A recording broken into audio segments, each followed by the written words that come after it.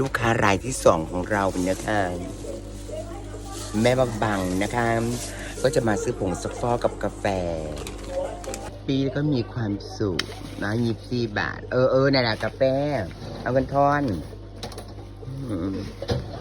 ข่าวบ่มีอุ้ยเบิดไปทั้งคืนเอาเงินทอนยะ ไม่เห็นหงไปแต่สั่งบอกกับมันเลยกับปันถูกหนาแม่มจะข้ามดูบางเสียงบุ่นไหวกับชีวิตกูนบางเบาๆอันมามึงเจอกูยิงปืนยิงแมงเนี่ยบางเสียงมึงความงงวางงับมันบางเจนไปแต่สั่งไปบังขี้คาหนายากเขา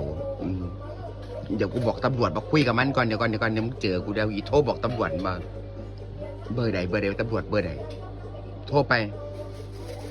บอกตำรวจมาจับมันมันขายหมาบางขายปล่อยแม่เคย